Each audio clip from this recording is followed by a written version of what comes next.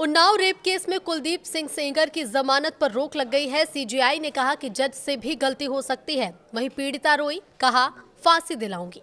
नमस्कार, न्यूज 18 का digital platform आप देख रहे हैं और मैं हूं रितु सिंह। उन्नाव रेप केस में रेपिस्ट पूर्व बीजेपी विधायक कुलदीप सेंगर की जमानत पर सुप्रीम कोर्ट ने रोक लगा दी है। कोर्ट ने सेंगर को नोटिस जारी करते हुए जवाब मांगा। मामले में 4 हफ्ते बाद सुनवाई होगी। सेंगर को दिल्ली हाई कोर्ट ने 23 दिसंबर को जमानत दी थी। इस जमानत के खिलाफ सीबीआई ने सुप्रीम कोर्ट में 3 दिन पहले याचिका लगाई थी। सोमवार को चीफ जस्टिस सूर्यकांत, जस्टिस जेके माहेश्वरी और जस्टिस ऑगस्टीन जॉर्ज मसीह की बेंच में सुनवाई हुई। बेंच ने दोनों पक्षों की करीब 40 मिनट तक दलीलें सुनी। सीजीआई ने कहा कि हाईकोर्ट के जिन जजों ने सजा को सस्पेंड किया वो बेहतरीन जजों में गिने जाते हैं, लेकिन गलती किसी से भी हो सकती है। चीफ जस्टिस सूर्यकांत ने कहा कि कोर्ट को लगता है कि मामले में अहम सवालों पर विस्तार से विचार जरूरी है।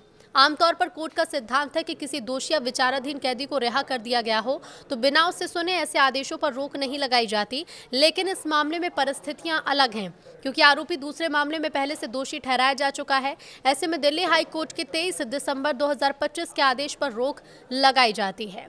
इससे पहले कोर्ट में सॉलिसिटर जनरल तुषार मेहता ने कहा कि ये भयावह मामला है। धारा 376 और पॉक्सो के तहत आरोप तय हुए थे और ऐसे मामले में न्यूनतम सजा 20 साल की कैद हो सकती है, जो पूरी उम्र की जेल तक बढ़ाई जा सकती है। इधर सुप्रीम कोर्ट का आदेश सुनते ही पीड़ित फूट फूट कर रोने लगे। एक्टिविस्ट योगिता भयाना और अन्य महिलाओं ने उसे संभाला। इसके बाद पीड़िता ने कहा कि मैं इस फैसले से बहुत खुश हूं, मुझे सुप्रीम कोर्ट से न्याय मिलेगा, मैं इस लड़ाई को जारी रखूंगी, उसे फांसी की सजा दिलाऊंगी, तब जाकर हमारे परिवार को इंसाफ मिलेगा। सीजीआई सूर्यकांत ने कहा कि इस मामले में गंभीर कानूनी सवाल है जिस पर विचार जरूरी है। उन्होंने ये भी कहा कि हाईकोर्ट का आदेश जिन जजों ने दिया विदेश के बेहतरीन जज में गिने जाते हैं, लेकिन गलती किसी से भी हो सकती है। ऐसा कैसे हो सकता है कि पॉक्सो कानून के तहत एक पुलिस कांस्टेबल को लोक सेवक माना जाए, लेकिन किसी निर्वाचित जनप्रतिनिधि जैसे विधायक या सांसद को इस दायरे से बाहर कर दिया जाए। अदालत को यह असमानता परेशान कर रही है। जस्टिस जेके माहेश्वरी ने सवाल उठाया कि हाईकोर्ट ने अपने आदेश में साफ तौर पर कहा भी है या नहीं कि आरोपी धारा 376(2) के तहत दोषी है या नहीं। अब इस पर वरिष्ठ वकील हरिहरन ने कहा कि किसी कानून में दूसरे कानून से परिभाषा उधार लेकर लागू नहीं की जा सकती। सुप्रीम कोर्ट में सुनवाई के दौरान पूर्व गृह मंत्री लालकृष्ण आडवाणी का जिक्र हुआ। सीबीआई ने 1997 के आडवाणी केस का हवाला देकर दलील दी कि चुने हुए विधायक को आपराधिक कानूनों के तहत पब्लिक सर्वेंट माना जा सकता है। अगर विधायकों को भ्रष्टाचार जैसे अपराध के लिए सरकारी कर्मचारी माना जा सकता है तो बच्चों के खिलाफ यौन अपराध से जुड़े मामलों में भी यही सिद्धांत समान या उससे ज्यादा सख्ती से लागू होना चाहिए। सीबीआई ने कहा कि पॉक्सो के तहत सरकारी कर्मचारियों की परिभाषा से विधायकों को बाहर करने से कानून का उद्देश्य खत्म हो जाएगा। दरअसल सीबीआई ने एलके आडवाणी समेत कई राजनीतिक हस्तियों के खिलाफ 1997 में प्रिवेंशन ऑफ करप्शन एक्ट 1988 के तहत केस दर्ज किए थे। आरोप ये लगाया था कि सरकारी फायदे के बदले राजनेताओं को अवैध फंड दिए गए थे। तब ये कानूनी मुद्दा उठा था कि क्या चुने हुए प्रतिनिधियों को भ्रष्टाचार विरोधी कानून के मकसद से सरकारी कर्मचारी माना जा सकता है। इस पर सुप्रीम कोर्ट का जवाब हाँ था।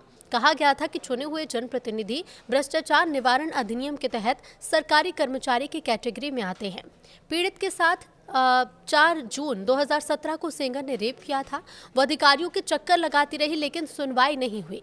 इसी बीच उसके पिता को पेड़ से बांधकर पीटा गया। पिटाई करने वालों में कुलदीप के भाई अतुल और उनके लोग शामिल थे।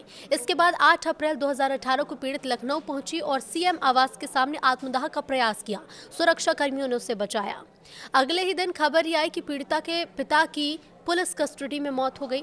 मामले में कुलदीप, उसके भाई, माखी थाने के एसएचओ समेत 10 लोग आरोपी बने। बाद में इन्हें सजा हुई। सेंगर की संलिप्तता और पिता की मौत ने इस केस को बड़ा बना दिया।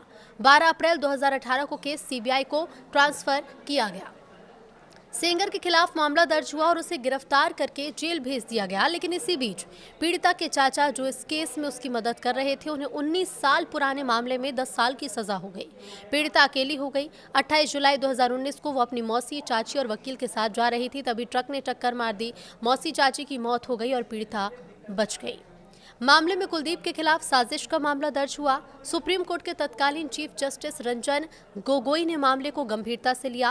केस दिल्ली की 30 हजारी कोर्ट में शिफ्ट कराया गया। 45 दिन तक लगातार सुनवाई के बाद कोर्ट ने सेंगर को दोषी पाया और 21 दिसंबर 2019 को उम्र कैद की सजा सुनाई।